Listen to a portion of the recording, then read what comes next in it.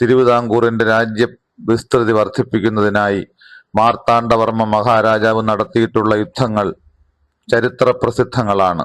സമീപമുള്ള നാട്ടുരാജ്യങ്ങളെ കീഴടക്കുന്നതിന്റെ ഭാഗമായി മാർത്താണ്ഡവർമ്മ മഹാരാജാവ് നടത്തിയ പ്രധാനപ്പെട്ട യുദ്ധങ്ങളിലൊന്ന് കായംകുളം രാജ്യവുമായിട്ടായിരുന്നു. 1731 മുതൽ നിരവധി പ്രാവശ്യമായി നടന്ന യുദ്ധത്തിനൊടുവിൽ 1742 കായംകുളം മാർത്താണ്ഡവർമ്മയ്ക്ക് മുന്നിൽ കീഴടങ്ങുകയും മാന്നാർ ഉടമ്പടി ഒപ്പുവയ്ക്കുവാൻ നിർബന്ധിതരായി തീരുകയും ചെയ്തു.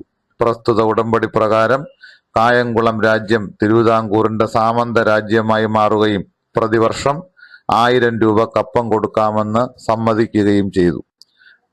എന്നാൽ പിന്നീട് ഡച്ചുകാരുടെ രഹസ്യ സഹായം തേടിയ കായംകുളം രാജാവ് ഈ കരാർ വ്യവസ്ഥകൾ പാലിക്കാതിരിക്കുകയും മാർത്താണ്ഡവർമ്മയ്ക്കെതിരെ തിരിയുകയും ചെയ്തു. തുടർന്ന് 1746 പുറക്കാട് എന്ന സ്ഥലത്ത് വച്ച് നടന്ന യുദ്ധത്തിൽ കായംകുളത്തെ പൂർണ്ണമായി പരാജയപ്പെടുത്തുകയും തിരുവിതാംകൂറിനോട് ചേർക്കുകയും ചെയ്തു. ഇതാണ് പ്രസിദ്ധമായ പുറക്കാട് യുദ്ധം എന്ന് അറിയപ്പെടുന്നത്.